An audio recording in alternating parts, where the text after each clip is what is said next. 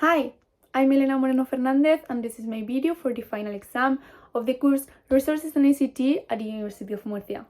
Let's go ahead. Part 1. The project. This activity has been planned to be used with the third cycle of primary school and can be carried individually or in small groups. With this activity, we promote the goals from the primary education stage that appear in the Region of Murcia Decree of November 2022. The goals we will address with this activity are to develop basic technological competencies and to initiate in their use for learning, developing a critical spirit before their operation and the messages they receive and elaborate. To know the fundamental aspects of science of nature, social science, geography, history, and culture. To use different artistic representation and expressions and initiate in construction of visual and audiovisual proposal. We also promote the basic knowledge of the area of natural science, among others these knowledges. Next, we'll see how to carry out the activity. First of all, students will have to look for the teaching website and access it. Once inside, they will only have to search for key concepts related to a topic. Here, they'll find several resources focused on children of their age. And they will only have to choose one and explore it to get their information and write it down what they want to say in their video. The next step is to access Animaker, the program where they can edit their video.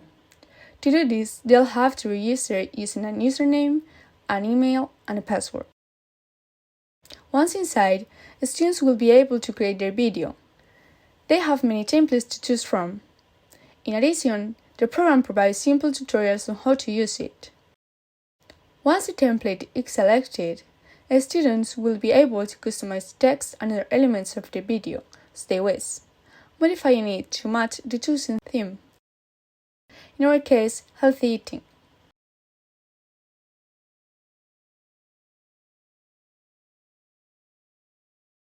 Once finished, you only have to publish it and download it at the top right of the page to be able to continue with the next step. Then, the students will have to go to the class Padlet, which can be accessed through the link provided by the teacher, and once inside, they'll have to upload their video to the wall, so that their classmates, family members, and other people with the hyperlink can see it. Now, let's see a demonstration result of the video.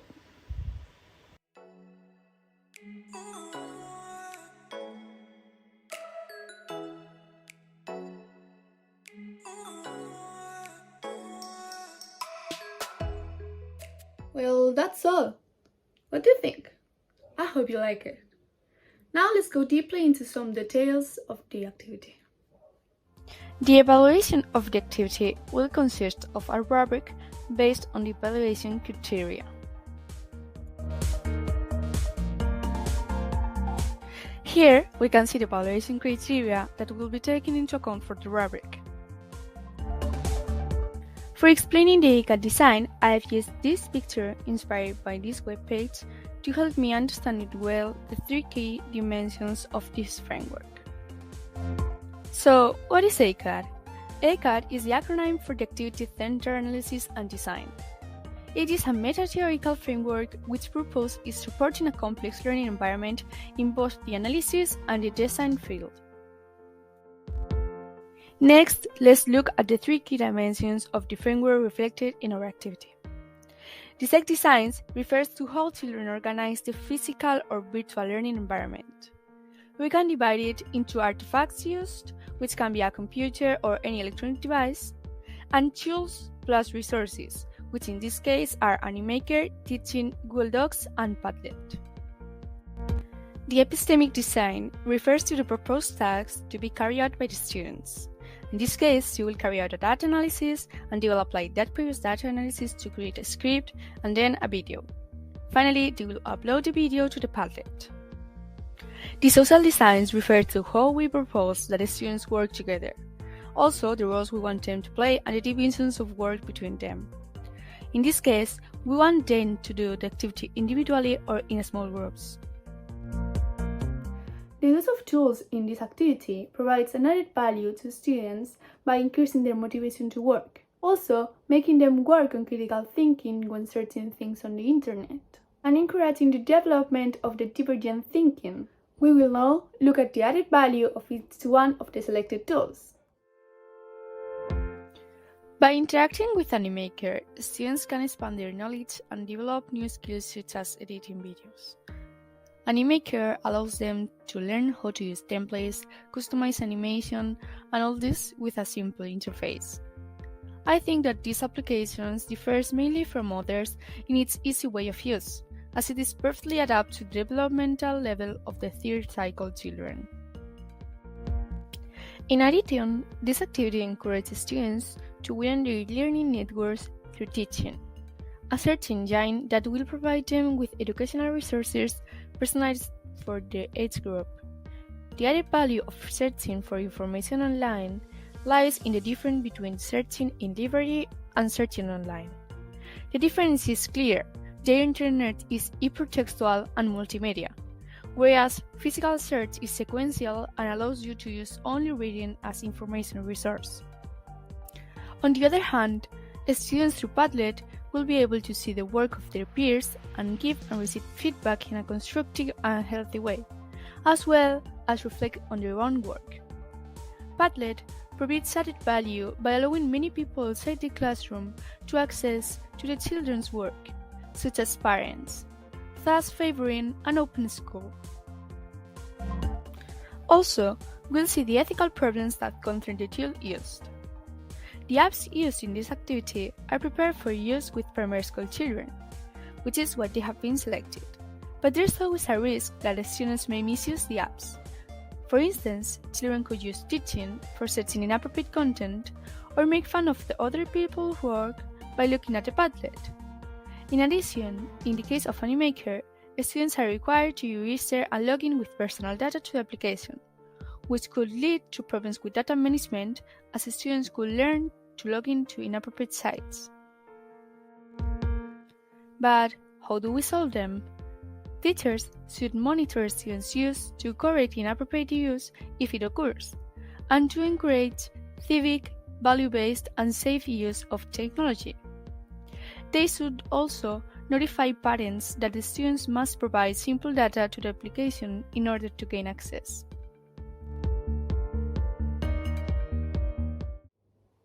The evaluation criteria, the objectives, and the knowledge that we can see in the educational law and we have talked before are closely linked with the competencies that pupils should be developed. The competencies to be developed by pupils with respect to ICTs are mainly based in their abilities to use critical sense with respect to technologies. Also, to differentiate between knowledge and information. And as George Siemens says, learning from each other using informal learning networks as experts.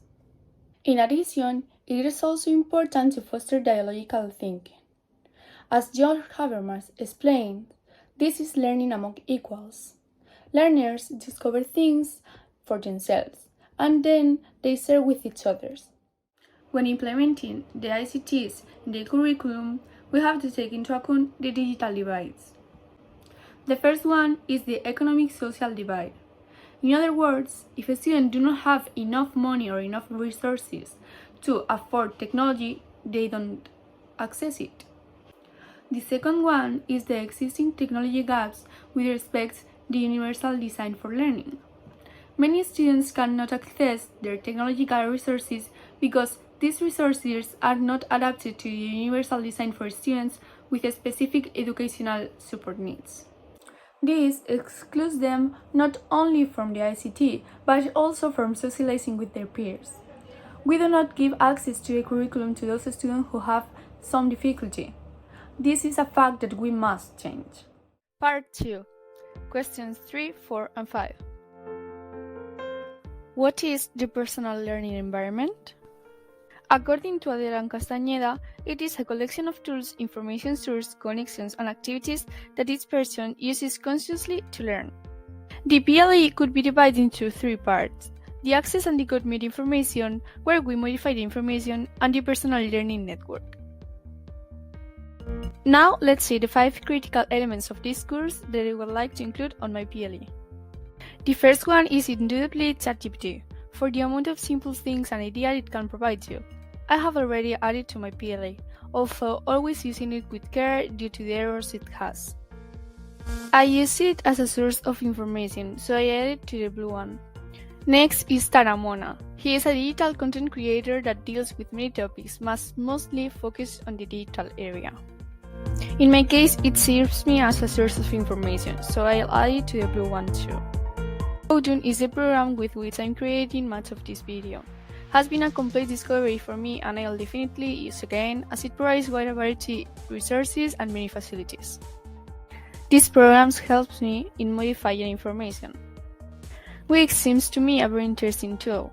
I'll probably in the future use it to create a website with many educational resources and update it over time.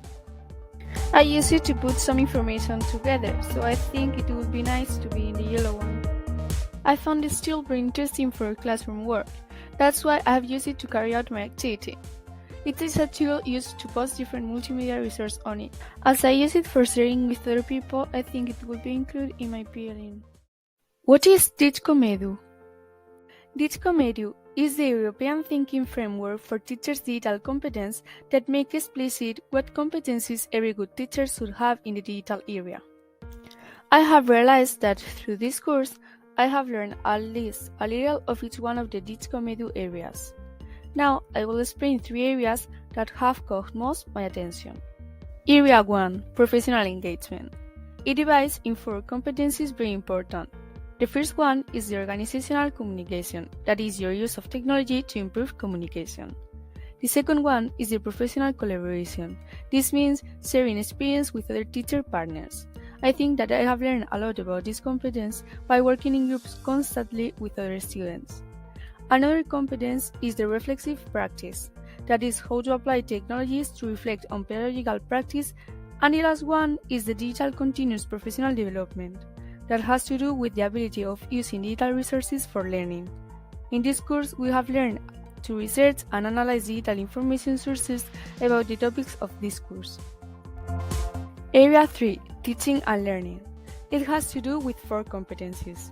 First, we see teaching, that it means how we can use the technology for programming didactic interventions and experiment with new pedagogic methods. We definitely have learned to do this, as we can see in the first part of this video and in the task 5 in which we created a similar activity.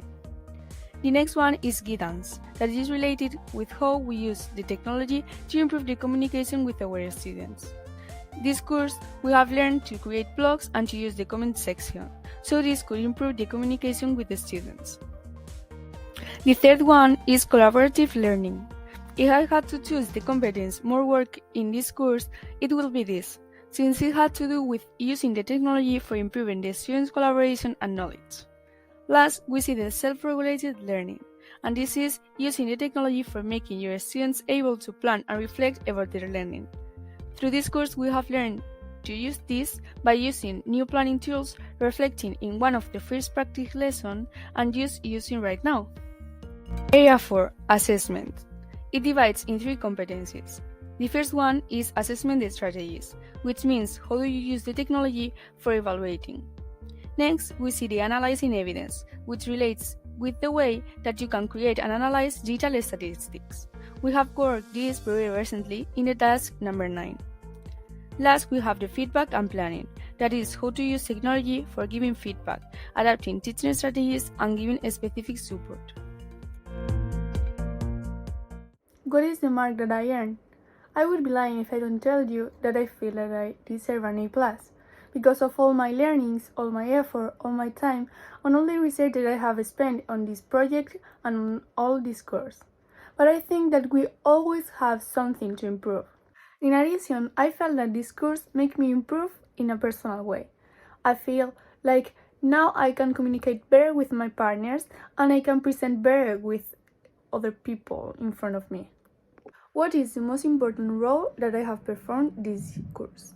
Okay, I feel that every role that I have played with my group is crucial, But if I have to choose one, I'll probably choose the facilitator because the organization during this course has been very important because we haven't had enough time sometimes.